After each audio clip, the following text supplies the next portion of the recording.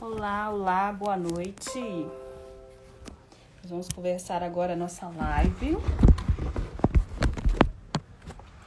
Só um minutinho, tô esperando aqui nossa convidada.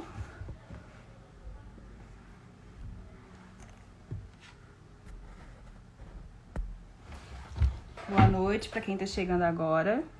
A gente vai começar daqui a pouquinho, não, agora mesmo a nossa live. Tô só esperando aqui a nossa convidada. Eu vou chamar.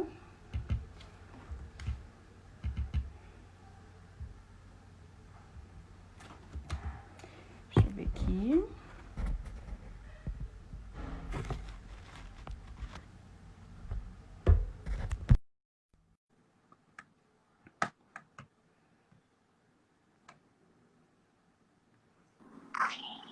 Olá. Ai, esqueci de ligar o meu... O microfone?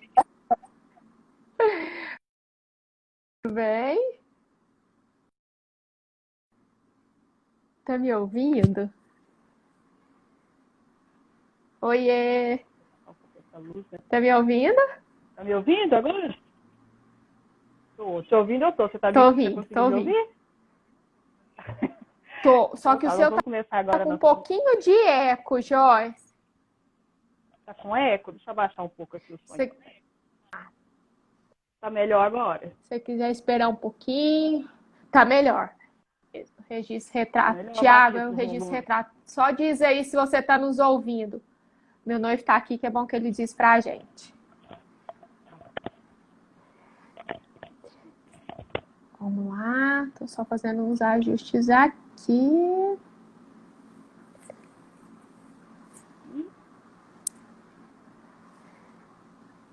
Tá me ouvindo, Joyce? Tá, né? Tô. O som tá bom.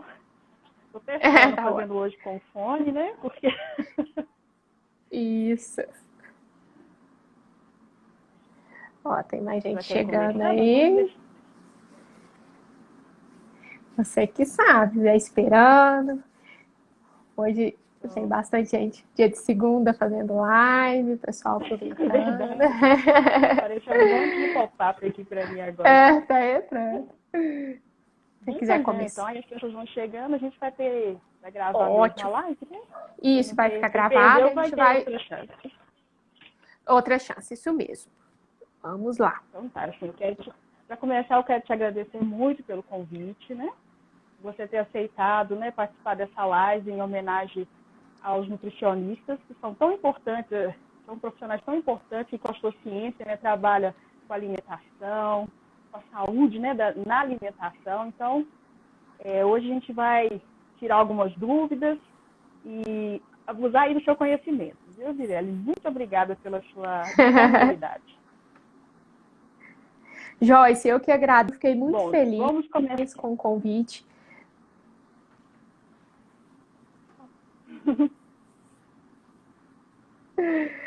Pode falar. Não, você tá vendo, se você quiser eu fico sem o fone. Deixa eu ligar o fone. Ver se tá. Eu tô com. Tem um pouquinho de eco aqui pra mim.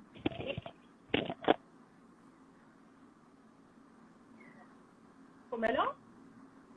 Acho que sim. Agora Melhorou o melhorou. áudio? Agora tá melhor, Joyce. Bem melhor. Isso. Pode falar. Ó, tem gente entrando. Pessoal, muito obrigada. Eu quero agradecer a Joyce, viu, pelo convite. Fiquei muito feliz, né? Eu adoro falar desse tema, nutrição infantil e seletividade alimentar. Fiquei muito feliz quando você entrou lá no meu Insta e me convidou hoje para o Dia do Nutricionista. Estou muito feliz em comemorar aqui com vocês, viu, pessoal? Muito bom. Mirelle, tem como se aumentar um pouco o volume? Que eu tô te ouvindo muito distante. Ó, vê se melhorou. Pessoal, vocês estão ouvindo? Diz aí. Olha, por favor, que pra mim tá muito lento, tá Eu acho que você muito vai ter. baixo. Baixo, eu tô no último aqui no volume. Será que você tem que colocar o foninho de novo, Joyce? Coloca ele, acho que o eco não tá tão assim, não. Vai dar pra gente prosseguir tranquilo. Pessoal, vocês estão nos tá. ouvindo bem? Dá um feedback, porque a hora que a gente começar a falar, a gente quer que vocês estejam ouvindo bem para que... Joyce, acho que é o seu, Tá me ouvindo agora? ó, vai estar baixo, acho que agora vai melhorar. Santi, tá ouvindo agora? Vê como que tá aí. Melhorou, o pessoal tá dizendo aí, ó. Ótimo, ótimo. Acho que a gente pode Tá me dar... ouvindo bem também? Melhorou. Tô te ouvindo super bem. Você me ouve bem também? Tô ouvindo agora, tô ouvindo bem. Ótimo. Hoje. Vamos começar então a falar de nutrição infantil, né? Que é o tema muito aguardado. A gente vai falar um pouco sobre seletividade, né? Para começar. Então, Mirelle, as mães ficam muito preocupadas com a questão da introdução alimentar, o processo de transição do leite para o alimento sólido. Então, eu queria que você falasse um pouco também como que é essa transição da criança do leite, né, para a alimentação sólida, mas e também no decorrer desse tempo acontece muitas... aí que aparece a seletividade. Aí você Bom, poderia falar pessoal, primeiramente, né, a seletividade... Certo. Ó, pessoal, a seletividade alimentar, ela não é uma doença, né? Ela é um transtorno, né? Um distúrbio alimentar, onde a criança, né, ela passa a selecionar alimentos e ter muito importante. Ou seja, uma criança que começa a recusar os alimentos, vários grupos alimentares, né? Às vezes recusa o alimento pela cor, pelo cheiro, pelo aspecto, pela temperatura, pela textura, né? E quando a gente fala, né, da introdução alimentar, vamos pensar então, a criança ela está recebendo leite materno ou uma fórmula, seja no seio materno ou por outras vias, né, alternativas, e vai começar a aprender a comer, né, vai aprender a comer. E esse momento é muito importante para as novas descobertas, explorar novas texturas, né, para a criança aprender, sair do líquido para o pastosinho, para pedaço, para pegar o alimento, né? Então a gente costuma dizer que quando a criança já encontra, né, tem uma diferençazinha de seletividade, de idade, né, dificuldade alimentar e seletividade não é a mesma coisa, mas quando a gente encontra, né, uma criança que lá na introdução alimentar ela já tem dificuldade, ela passa a não aceitar as transições que a família oferece, né, não consegue comer. Então, tudo isso já significa que a criança pode ser, né, que esteja passando por um processo, né, alimentar não favorável. E a introdução alimentar, ela é muito importante, sim, para prevenir essas dificuldades, né? E até mesmo a seletividade alimentar futura, né? Então, as mães às vezes têm dificuldade. Olha, Mirelle, eu não vou conseguir amamentar agora. Tem problema? Ou eu não dei o leite materno, que se eu não dei o leite materno, meu filho vai ter seletividade alimentar? A seletividade alimentar, ela não é uma sentença, mas tem alguns pontos de riscos, né? Aquela criança que às vezes não teve o contato no seio materno, para novas descobertas, sentir o seio, sensibilidade, pode sim acarretar. E se a criança não aprende a comer, né, e não tem habilidade durante esse período, ela vai selecionar mesmo os alimentos futuramente, ela vai para os alimentos confortáveis, ou seja, que ela consegue comer. Então tem tudo a ver, introdução alimentar e evitar alguns pontos para que a criança não venha, né, ser seletiva futuramente. Mirelle, a gente repara muito que na seletividade dos alimentos pelas crianças, que elas sempre escolhem pela cor, pela textura. Então, assim, às vezes eu vejo crianças que não têm preferência mais por comer arroz, outras não querem comer o feijão, ou ao contrário, né? Eu tenho uma prima que uma gosta de comer o arroz, a outra já não gosta de comer o feijão. E questão de texturas também, às vezes muita comida com molho, macarrão. Tem umas que evitam esse tipo de alimento. Por que isso acontece? Geralmente, primeiro a gente precisa saber a individualidade dessa criança. Ele evita esse alimento pela cor, por quê? Ele tem alguma questão sensorial envolvida? Né? Muitas crianças, pessoal, evitam os alimentos pelos aspectos sensoriais, ou seja, quais são as características sensoriais dos alimentos? Os alimentos nos mostram a cor que ele tem, a textura, né, a consistência. Então, algumas crianças, por ter o transtorno do processamento sensorial, o que é isso? O transtorno do processamento sensorial, pessoal, o comer é sensorial, né? Nós sentimos o alimento, na hora que ele entra na boca, a hora que a gente toca, o cheiro, o visual, pula os sentidos, né? Os sentidos do olfato, da audição, com o barulho da mordida, né? Então, se em algum momento a criança tem um transtorno que impede ela de interpretar tão bem esses estímulos vindo, né, externamente, até mesmo internamente, ela evita, porque às vezes a criança ela tem uma hipersensibilidade, ou ela sente com muito mais intensidade o cheiro, Joyce, e aí aquele cheiro já faz com que ela nauseia, né, fique nauseada, evite o alimento e entre naquele momento de aversão. E algumas crianças têm isso pela cor, né? A cor que às vezes remete o alimento que ela já teve uma experiência negativa, que às vezes teve dor ao comer, aquele alimento tem alguma sensação na boca que não traz conforto e ela já associou que aquela cor é uma cor que traz aquela sensação negativa e ela evita. Então é muito comum, às vezes a gente encontra até crianças que têm um perfil, né, as características, na verdade, alimentares específicas. Aquela criança que só come alimento branco, só come alimento vermelho. Tem algumas crianças que só comem alimentos marrons, voltados para industrializados, né? Então, isso quer dizer muito com conforto sensorial ou com a sensação negativa que a criança teve diante daquele alimento, né? Então, é muito individual dizer qual criança é porque a criança rejeita. Então, a gente precisa saber tudo o que envolve. Ela tem alguma disfunção sensorial que faz com que ela evite esse alimento? Porque ela evita grãos, ela evita certas texturas, ela evita cores, e aí a gente estuda o comportamento alimentar dessa criança, o motivo da recusa, e a gente precisa de ajuda de outros profissionais quando está envolvido com o transtorno de processamento sensorial. No caso, a terapeuta ocupacional com formação e integração sensorial, né, em AIDS, nos ajuda a regular essa criança. Tô te ouvindo. Onde aí? A falar. Onde vocês pararam de me ouvir? Acho que é a da Joyce que tá travando. Pessoal, nos dá daí.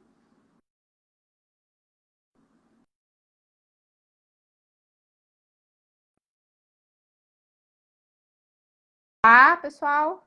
O meu também. Voltou o seu?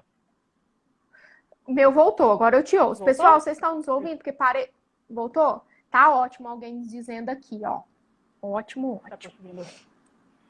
E então, você concluiu? Desculpa, porque quando teve a conexão caiu, eu não vi se você concluiu. Concluí. Se ficou alguma falha aí, alguém pode nos perguntar, tá, pessoal? Por favor. Então, aproveitando esse gancho que você falou da questão da propriocepção, da questão da textura, a gente pode falar um pouco da alimentação em autistas, né, que eles têm uma dificuldade, às vezes, de proprioceptiva, com alimento, com texturas, né? Como que trabalhar essa questão da alimentação e a recusa deles?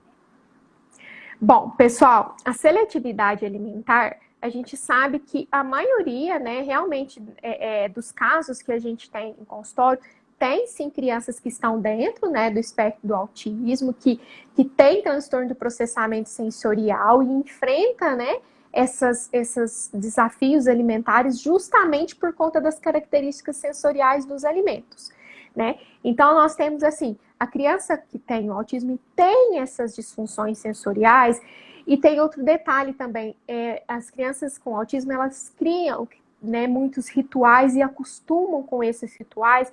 Isso é muito importante para eles na hora da alimentação. São aquelas crianças que às vezes só comem naquele tipo de utensílio, naquele local, com aquele talher, aquele alimento preparado pela pessoa tal, X. E às vezes essas crianças elas têm dificuldade de nova adaptação, né?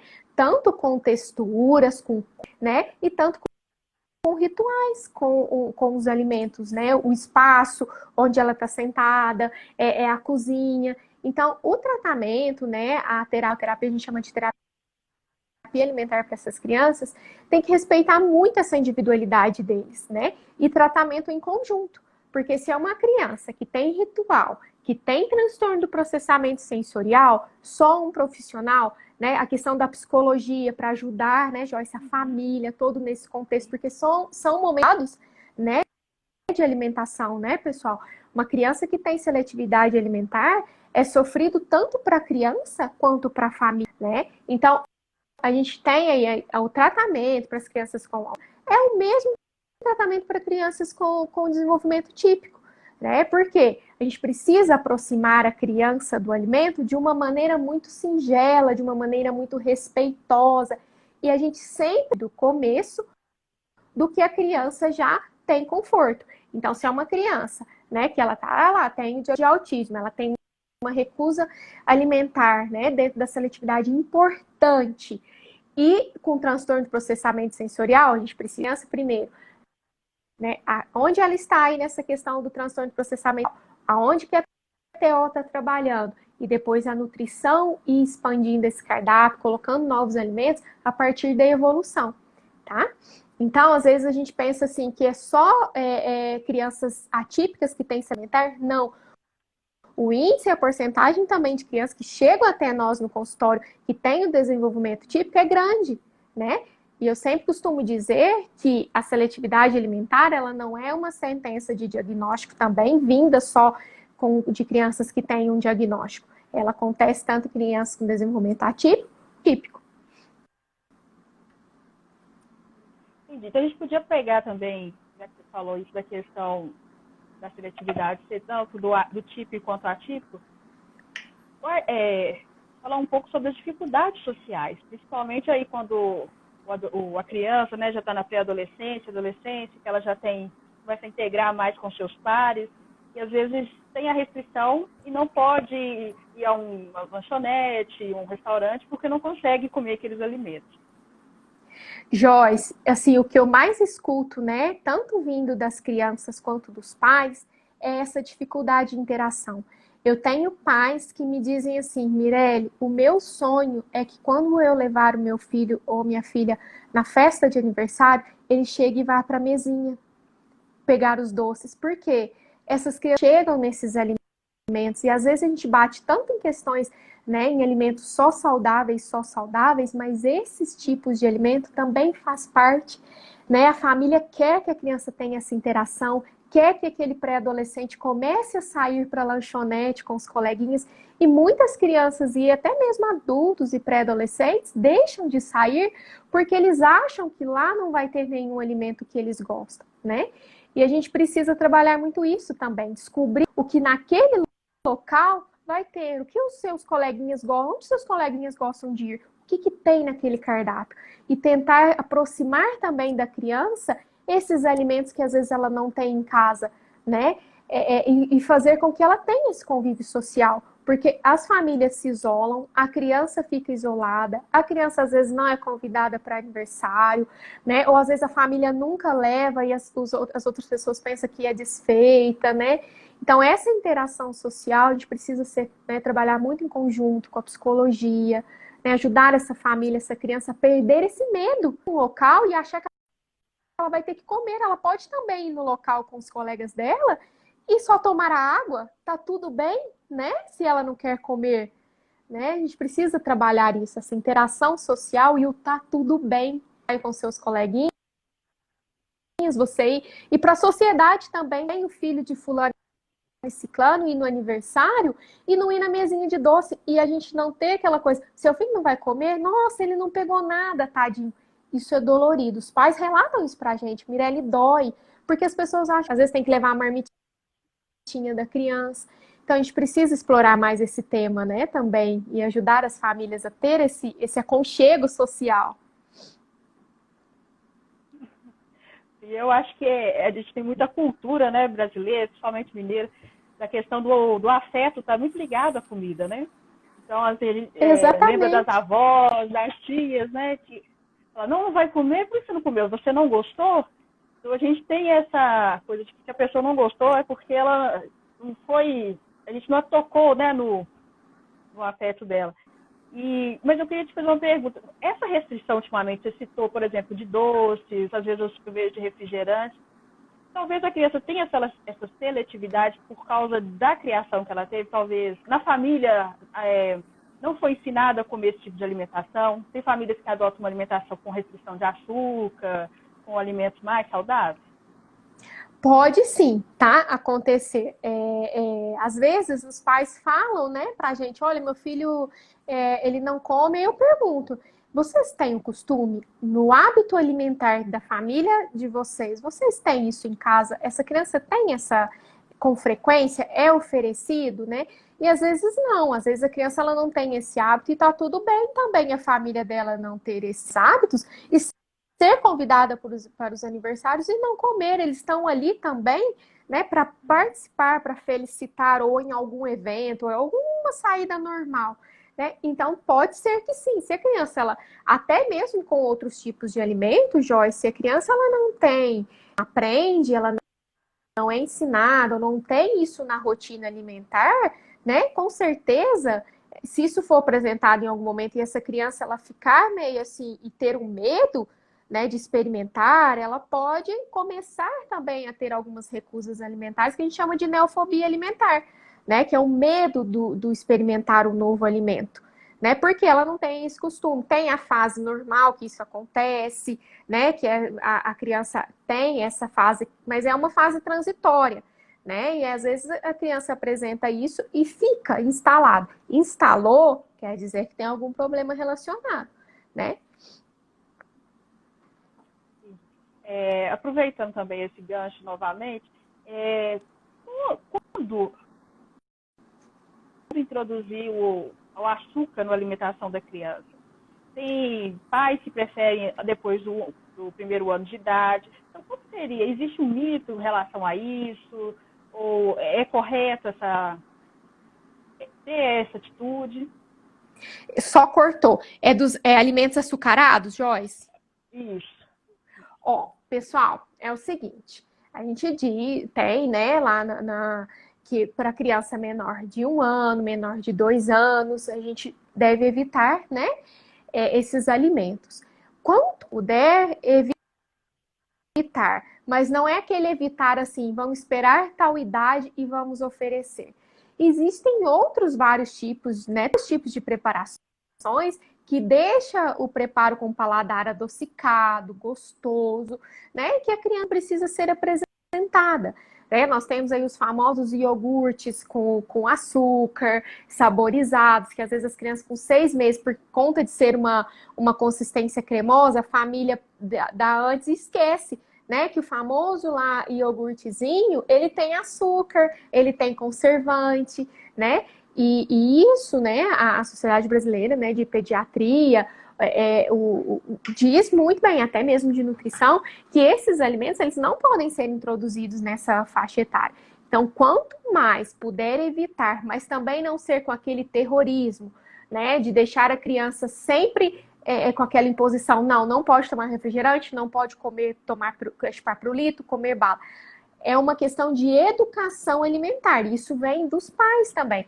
Agora, se tem muito em casa e a criança vê, aí é complicado, né? Então, a família ela precisa ter uma rotina alimentar que seja favorável. Então, quanto mais evitar, melhor. Mas eu sempre falo que abaixo de 2 anos é realmente desnecessário e muito arriscado, até mesmo para a formação do paladar, viu, Joyce? Que essa questão de muitos alimentos açucarados, né, desde cedo criança, interfere, modifica o paladar e faz com que a criança tenha mudanças depois no comportamento alimentar e pode sim vir a recusar alimentos porque mudou totalmente esse paladar. Ela aprendeu adocicada, ela despertou isso e foi aprendendo. Vocês falam que a criança não sente gosto.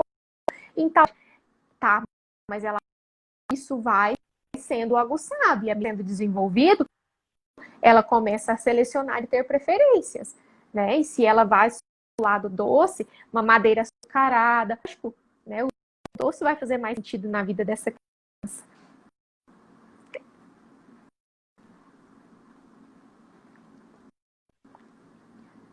Tá me ouvindo, Joyce? Mirelle, agora eu tô, tinha parado, agora eu tô te ouvindo. Deu uma. Caiu a conexão aqui.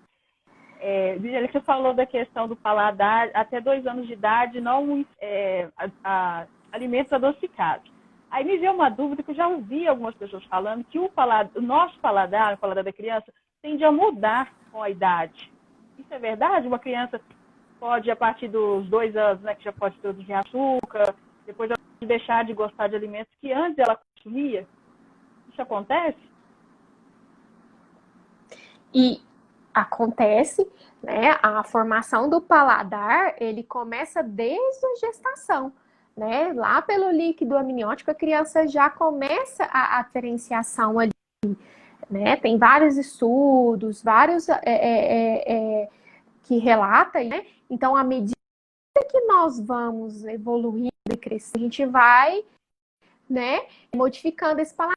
Assim como a gente chega lá na fase adulta, na velhice, né, quando tornamos idosos, também tem uma mudança. Então, o paladar, ele tem sim, e os alimentos influenciam muito, né, nessa questão do paladar, porque a gente acaba, o paladar interfere nas preferências, ele que preferência, então as papilas gustativas, elas vão modificando, né? A criança com 6 meses, ela tem uma mudança no paladar. Ela começou a comer papinha, o nosso organismo é inteligente, essas papilas vão aguçadas e à medida que nós vamos crescendo, elas vão diferenciando em cada ponta da língua, na bochecha, onde a gente tem essas papilas gustativas, elas vão, tem cada local onde que sente o sabor azedo, sabor doce. Então, se a gente não estimula, a gente também acaba interferindo nessa formação do paladar. Né? Então, à medida que a criança vai desenvolvendo, que o indivíduo vai desenvolvendo, o paladar também vai desenvolvendo. Né? E se a gente direcionar esse paladar para o caminho errado, como se diz, as preferências alimentares vão ser de acordo com o que você come mais. Né? Então, qualquer época da vida, se a pessoa se tomar a decisão de ter uma alimentação mais saudável, se ela insistir, ela consegue ter mais... ela consegue direcionar esse paladar dela, então, para esses alimentos. Isso, né? No sentido, assim, de preferências e de costumes, sim. Né? Mas a gente tem mudanças aí na questão do paladar, das papilas, né, gustativas, na medida que o nosso organismo vai ou ganhando funcionalidade ou perdendo funcionalidade, né? Então a gente precisa sempre, assim, às vezes falando do infantil, mas pensando na fase idosa, né? Às vezes a pessoa deixa de sentir um pouco de gosto, então a gente tem que pensar em alguns manuseios para ajudar esse adulto a sentir melhor e ter mais apreço por aquela alimentação. E na infância também, a gente precisa pensar nisso, né? O que dar gosto, o que ajuda, os temperos naturais, a criança explorar o sabor natural do alimento, né? Aquela mania de, às vezes, a gente acha, a criança não gosta de jiló. Amargo, somos nós que primeiro apresentamos para a criança a palavra amargo. A criança, lá no início da introdução alimentar, essas papilas não estão tão desenvolvidas para diferenciar, né? Elas vão desenvolvendo. Então, a partir disso, a criança vai moldando. Então, a criança, ela está em constante desenvolvimento. Então, se a gente ajuda essa criança, né, de várias formas, apresentar várias formas de um mesmo preparo do alimento, em algum momento aquele gosto fica mais gostoso para ela, né? E ela começa a gostar daquele alimento e tem aquela preferência pelo aquele sabor, né? Daquele tipo de preparação. Entendi. Tinha até um comercial, né, famoso da criança que queria o brócolis. Isso. Eu quero brócolis, né? E todo mundo achava estranho no supermercado, uma criança, né? E é justamente essas crenças que a gente tem que perder, né, Joyce? A gente acha estranho algumas coisas e para outras tão liberais, né? E às vezes um terrorismo demais em relacionamentos. Né? A gente precisa ajudar as crianças que tá tudo bem gostar de brócolis, tá tudo bem elas terem aquele gosto, às vezes, olha, eu gosto daquele docinho, eu gosto às vezes daquele alimento tão específico, né, para criança, mas a família orientar quando, quando, né, essa criança pode, evitar ter isso com tanta frequência em casa, né? Isso ajuda muito, né? Tanto na questão de preferências, quanto a questão de prevenção da obesidade, prevenção de transtornos alimentares. Mirelle, agora a gente vai entrar numa questão polêmica aqui. Na questão da seletividade, insistir no alimento ou ceder ao desejo da criança? Bom, é o seguinte, Joyce, pessoal, quando a criança, né, a família está desamparada, não está, né, fazendo nenhum acompanhamento, não tem ideia do que fazer, é muito difícil julgar esse não ceder, né? Porque a criança, eu costumo dizer não tem umas definições, né, da seletividade, das dificuldades, que a recusa é a ponta do iceberg. Lá embaixo tem um monte de criança a não querer, né? Então, se a família, em primeiro lugar, a família ela precisa compreender, a família sabe interpretar quando aquela criança está com fome, ela sabe, ela reconhece isso na criança, ela deu oportunidade para a criança também saber isso dela, intrínseco, vem de dentro, né? A família deu oportunidade àquela família que a criança chorou, tá dando comida. A criança, ela não fala, não pede, chorou, é fome, né? Então, a gente precisa compreender, né? Se a família sabe, então, precisa ser, primeiramente, educada a isso, né? De ser bem direcionada, a saber quando não é ver da criança, e que a criança pode, sim, ter essa autonomia, sem que ela fique manhosa, sem que ela fique birrenta, e os pais se tornem permissivos. Mas ceder é o seguinte, nós não forçamos. A criança ela não deve ser forçada. Que a gente perde o padrão de confiança com essa criança, ela vai recusar sempre por isso. Quanto mais a gente forçar, se a criança recusa, algo não está bom para ela. Com aquele não, ela quer dizer várias outras coisas, né? Então a gente precisa entender qual é esse ceder. Se a criança ela só mama e não consegue, a família acaba cedendo para a mamadeira, nós precisamos entender, ela tem habilidade para comer alimentos sólidos ou ela rejeita e o mamar, ela pede, a família cede, porque de fato aquela criança estava com fome e o leite era o único alimento, né, que ela consegue.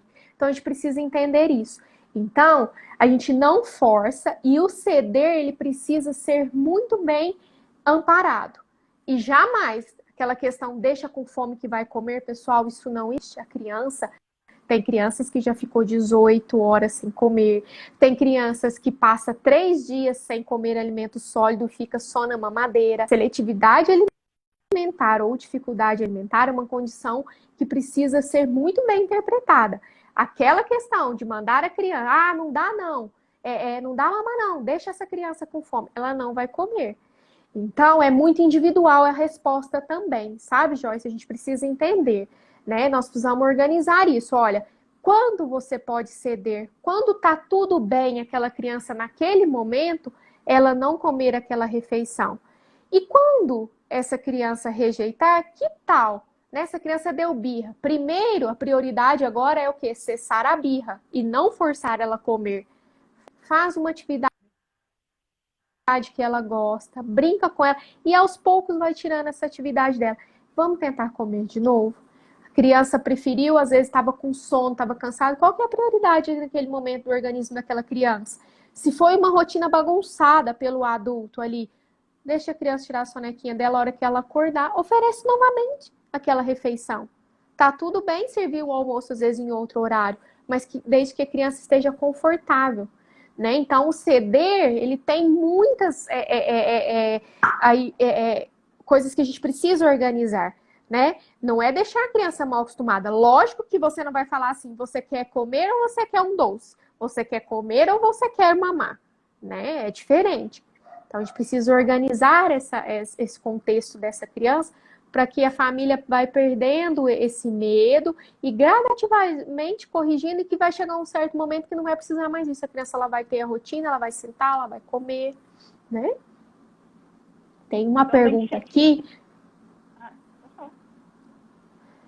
Tem uma pergunta aqui, Joyce, que eu achei interessante. Crianças que rejeitam a proteína em determinado momento, é comum? O que fazer em relação a isso? Depende da proteína, né? Se for carne, em algum momento, aquela carne, né? Primeiro a gente avalia, a porção está favorável para a idade daquela criança? Ela tem habilidade para mastigar, ela tem habilidade para morder, para rasgar a carninha, né? Ou vamos pensar que a proteína é do leite, essa criança ela tem alguma alergia alimentar que naquele momento jeito porque trouxe algum desconforto, né? Então, em algum momento, se ela comer, pessoal, a recuo no momento é comum. Né? Se passou muito tempo de recusa, é diferente daquela criança, ela recusou a carninha hoje, mas daqui 2, 3 dias ela comeu. Você muda a refeição, ela aceita. Agora, quando ela não aceita de espécie alguma, grupos inteiros de alimentos, algo está errado. Então, não é comum. Respondendo aí, viu, Gésia? Mirelle, você falou essa questão do ceder ou de insistir, né? A gente estava conversando. Então, às vezes, o insistir demais pode causar até aversão da criança pelo alimento. Pelo que eu entendi. Mas também, às vezes, o ceder, às vezes eu vejo muito ceder, por exemplo, num prato, uma refeição, né? Um prato de comida, arroz, feijão, e a criança, às vezes, gosta de comer uma coxinha. Aí o pai cede, só por medo de ver a criança não se alimentar, cede que ele coma a coxinha naquele horário do almoço. Então, aí já fica, a fulana não gosta de almoçar, ele não gosta de arroz, não gosta de feijão, ele gosta de coxinha. Então, eu dou coxinha para ele. Como que você vê isso? Né, organizar essa rotina dos pais. Né? Os pais precisam, é o seguinte, a gente, né, tem algumas questões que na orientação a gente precisa deixar claro. Né? Os pais definem o que, né, o cardápio, a rotina, o horário das refeições. Se em algum momento, né, a criança ela tem dificuldade de aceitar aquele tipo de alimento, a gente precisa entender quais são os alimentos que ela está recusando. E onde começou essa troca? Né? Essa troca começou porque o adulto, em vários momentos, deixou, e a criança ela não tem nenhum outro problema que inibe ela de comer, que proíbe ela com que ela recuse aquele alimento. Então, é uma questão comportamental, do estilo parental, ou é uma questão orgânica dessa criança, né? Se alguns alimentos, a gente sabe que tem algumas crianças com seletividade alimentar que, de fato, preferem alimentos mais calóricos, preferem os carboidratos e fazem essa predileção. Né? Elas escolhem esses alimentos e evitam aqueles. Então, de todo jeito, a criança ela precisa entrar em tratamento, ir aproximando ela aos poucos dessa alimentação saudável e deixando esse vício de troca. É gradativo, né? Aí não, realmente não é uma ação legal. Só que assim, quando a gente entra no quesito seletividade alimentar e nós não estamos falando de uma criança que tem maus hábitos alimentares, a gente tem assim uma distância muito... Porque às vezes aquela criança ela tem aquela escolha pelo padrão confortável, ela escolheu aquilo porque é confortável. Então, para a gente forçar, né, entre aspas, querer que aquela criança coma aquela outra refeição, se ela não tem habilidade, aí é difícil. Agora, diferente de uma criança que tem habilidade, às vezes está dando uma birra momentânea ali. Meu pai sempre deixa eu comer, né? Então eu vou comer, né? Então, esse medo, né, de sem comer precisa ser trabalhado, né? Que a criança com fome precisa ser trabalhado também. Né? A família precisa ter uma organização, precisa enxergar qual que é o estilo parental ali. Olha, esses pais são muito permissivos, esses pais são negligentes, ou esses pais são responsivos, mas o controle está muito controlador. E não um olhar julgativo, lógico. A gente sabe que os pais não vão fazer essa troca por maldade, mas em algum momento isso acaba ficando um mau hábito alimentar que prejudica a criança. Fez sentido? Eu consegui responder, assim, vocês estão em dúvida? Não, fez sentido, sim. Vou pegar umas perguntas que a gente fez aqui na caixinha de perguntas. Como incentivar as crianças atípicas a aceitar grãos? Bom, essa é uma questão muito assim, interessante, porque muitas crianças que têm algum distúrbio alimentar, alguma atividade alimentar, elas têm dificuldade. É o seguinte, o grão, vamos pensar no grão. O grão, o grão, ele é uma textura, né? Ele tem uma textura. A gente precisa pensar, ele tem uma textura, eles são alimentos que ficam separados. Então, geralmente, quando crianças atípicas elas têm essa recusa por grão, podemos já pensar em alguma coisa relacionada às características sensoriais e o processo sensorial, né? Então, essa criança, ela evita porque aquele grão tem algum... não é bem tolerado, o grão é durinho, então o barulho, quando ele mastiga, tem algum efeito e faz com que a criança recusa. Então, para a gente aproximar esse alimento da criança, primeiro a gente precisa fazer com que a criança aproxime de uma forma lúdica, né? Então, às vezes, olha, criança muito comum, arroz e feijão.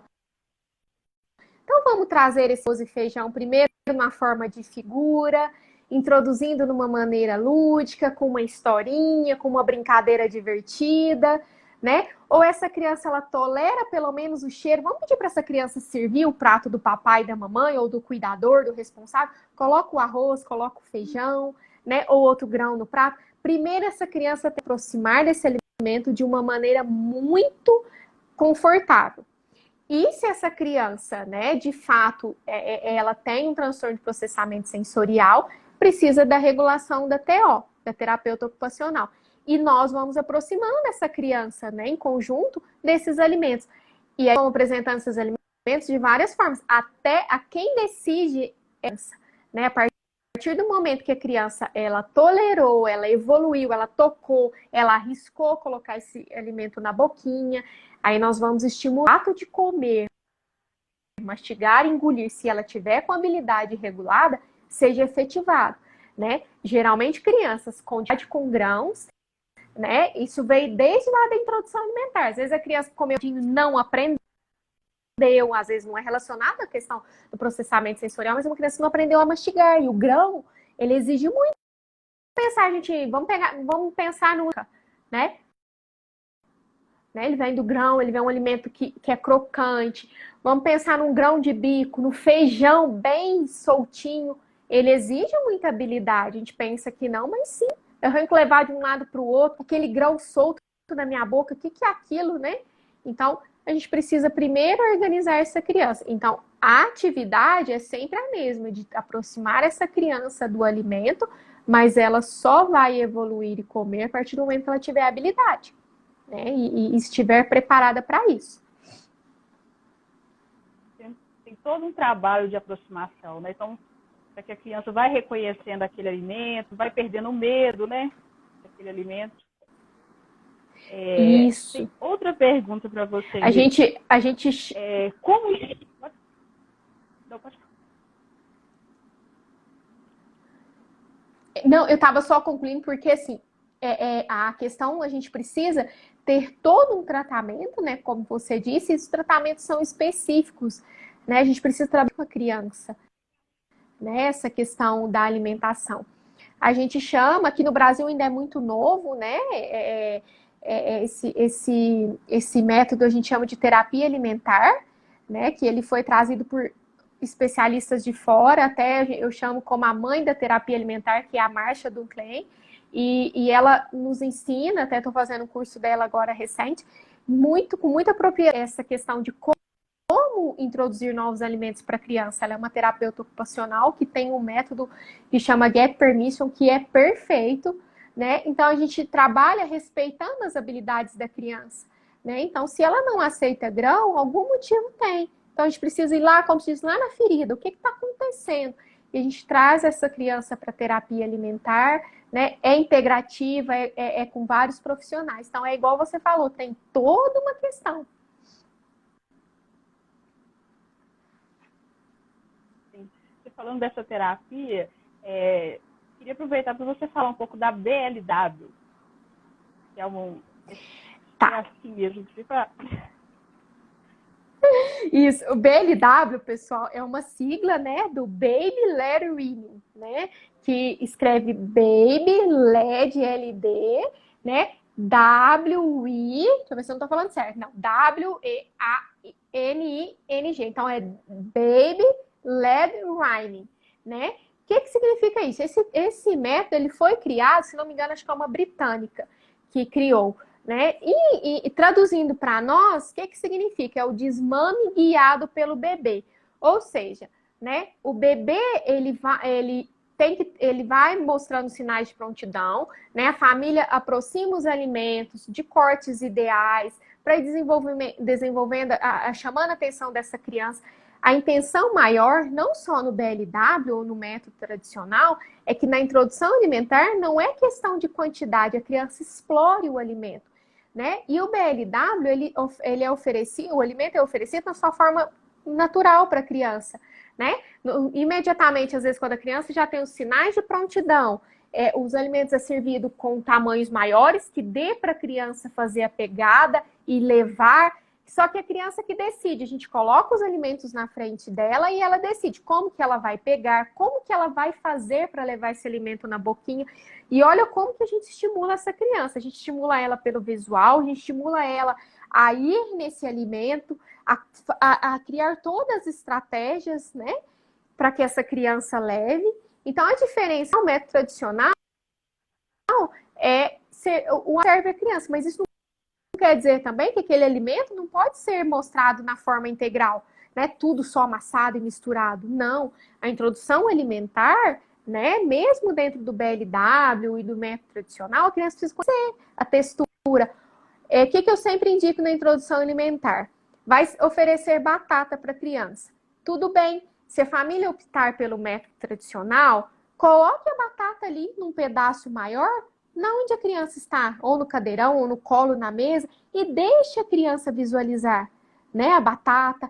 Conte para ela, né, olha, esse é a batata, esse aqui é o alimento, olha, a batata é branca, a batata tem essa consistência, que a criança, às vezes a gente acha que a criança não vai estar mesmo entendendo no contexto, mas a gente está dialogando, falando do alimento.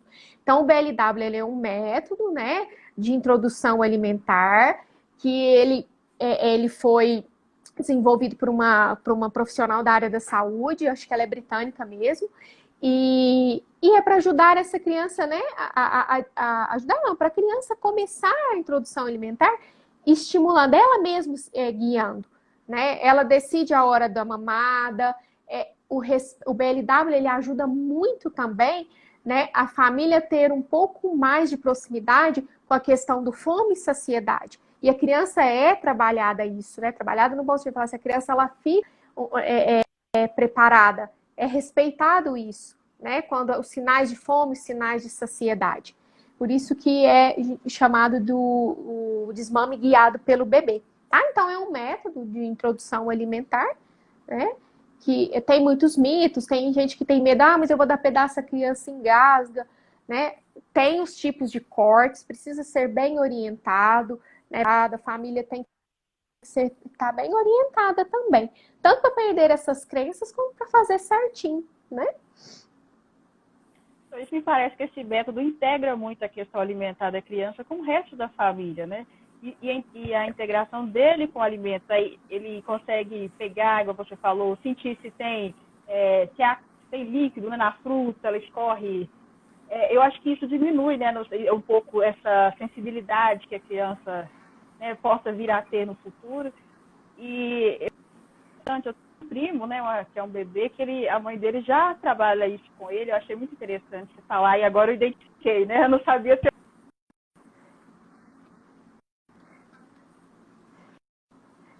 eu acho que a gente tem o costume de querer só alimentar o bebê. Então, a gente achar ele não fazer uma papinha, um molinho, né? E tem um trabalho de desenvolvimento mesmo ali da questão sensorial, da questão visual, né? Do olfato. Então, é mais do que alimentar, é um aprendizado mesmo que ali tem, que a criança tem. Exatamente. Né? Parece pra gente... Para nós, às vezes, parece que assim, a gente não tem a dimensão de como que isso é importante no desenvolvimento da criança. Exatamente. E tanto, Joyce, que a gente também tem crença que a alimentação pelo método tradicional precisa ser aquela coisa misturada, aquela papa misturada, e achar que o tradicional não vai trazer experiências, né, sensoriais para a criança. Então, se o método de introdução alimentar tradicional também for bem orientado, a família tiver todo esse cuidado, né, de apresentar os alimentos para a criança, porque tem famílias que realmente falam, Mirelle, eu não tenho tempo, meu horário de almoço é corrido, ou meu filho fica na creche, ou ele tem um cuidador, e esse método... Mas e aí, quem sabe, em um horário do dia você consegue fazer isso com a criança, ou no final de semana, deixar ela explorar, né?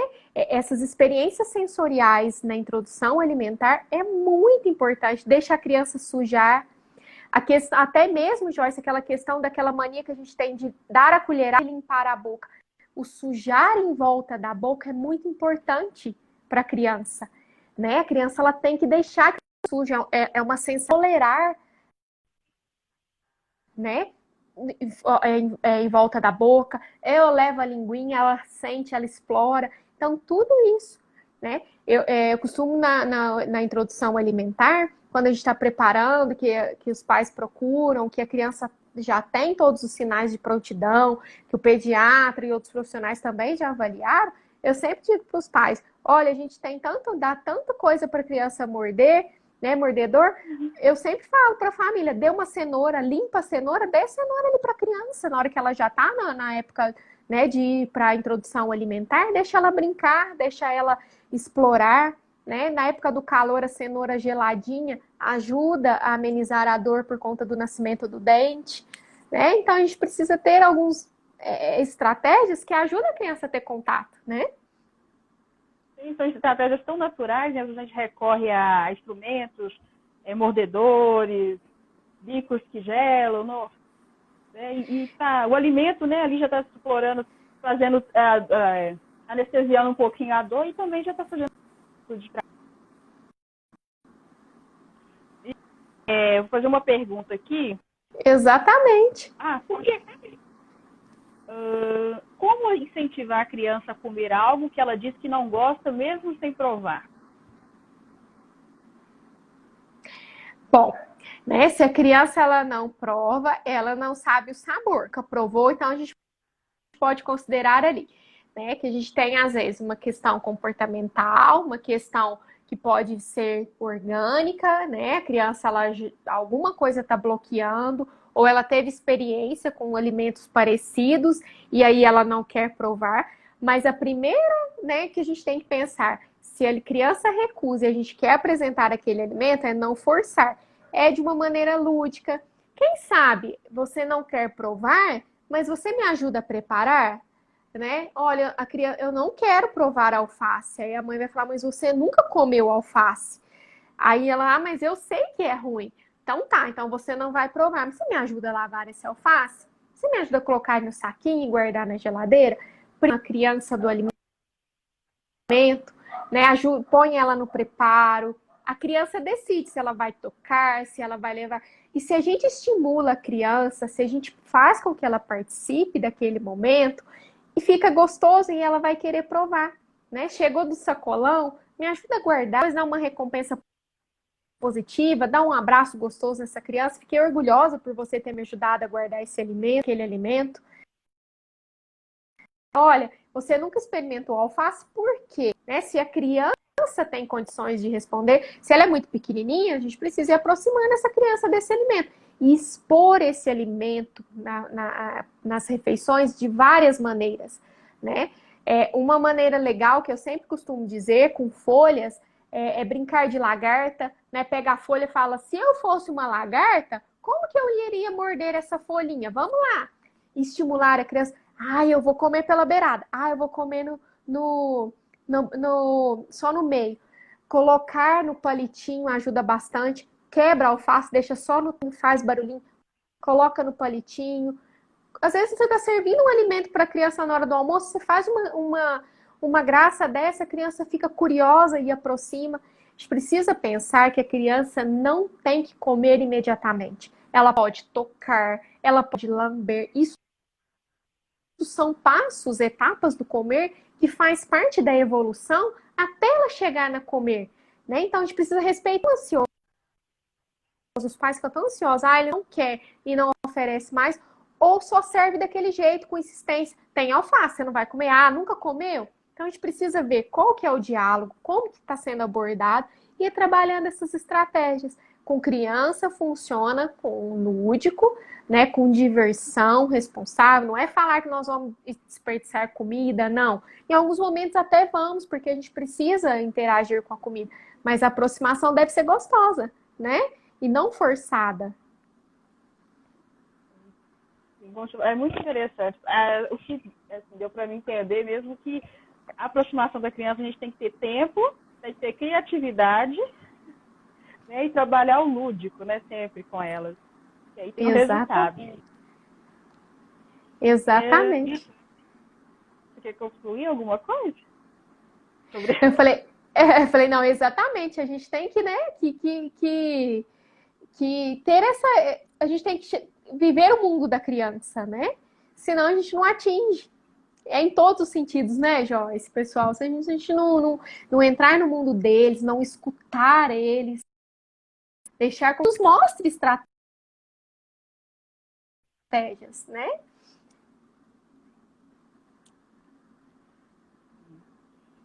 Eu acho que daqui a nossa live está quase acabando. Tá terminando? Eu tô aqui perdida. Mas nem fecha. Sim.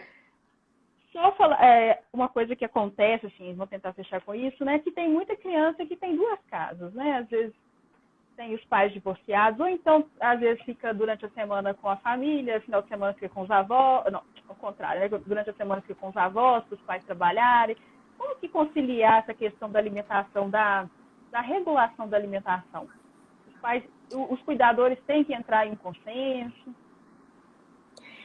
Eu digo assim, Joyce, em qualquer situação que um adulto for alimentar uma criança, ele precisa ser responsivo, ele precisa ter responsabilidade. E nós não podemos pensar que uma criança, né, um pai ser permissivo, o outro não, os avós, sim, a gente sabe que às vezes na casa dos avós tem essa liberdade, isso não é, vamos dizer assim, quando a criança ela tem, né, casas diferentes e convive em tempos diferentes, precisa ter um consenso, né? Porque aquela criança que vai para uma casa e numa casa está liberada e na outra está muito regrado, está errado. Eles precisam sim entrar no consenso. Os pais precisam ter um apoio. Se está difícil para a família organizar isso, um apoio psicológico, né? Precisa. Eu sempre entrego quando as crianças têm pais separados. Esse é para a mamãe, esse é para o papai, esse é para a vovó, esse é para o vovô. Eu sempre mando. Então, se a referência da criança é a casa dos avós ou é a casa da mãe e do pai em ambientes separados, o cardápio dela vai para lá. Ou seja, a orientação nutricional da criança vai para lá. Então, precisa ter união. Os pais precisam estar juntos. Se mãe e pai não falam, eu falo com eles em momentos separados, mas tem que ter o consenso, né? Os pais precisam ser responsivos, ou seja, ter responsabilidade. Né? Não pode deixar aí um ser permissivo e o outro muito controlador, que não dá certo, né? Quem vai ser prejudicado é a criança, com certeza. Então, assim, existe uma importância muito grande, né? Tanto na educação escolar, na educação alimentar, na educação psicológica da criança, né? Então, assim... Exatamente. A gente não dá tanta... A gente, às vezes, não dá tanta importância a algumas coisas, né? E como que isso é importante para o desenvolvimento dela no futuro, ela socialmente, como que isso reflete, né? Não só na questão da escolha alimentar, mas do conviver com o outro, do se sentir, né? Se sentir indivíduo perto do outro. Então, assim, é muito interessante, né? E vale a pena a gente prestar muita atenção nisso. Eu acho que nós temos só 2 minutos, então eu estou com medo de fechar essa live antes. Eu quero te agradecer muito, muito mesmo. Nos passado esse conhecimento, a gente esclareceu muita coisa, o universo da alimentação infantil é muito rico, e quero te desejar mais uma vez meus parabéns pelo Dia do Nutricionista. Joyce, eu que agradeço o pessoal que esteve aí nesse momento com a gente, né, nos ouvindo.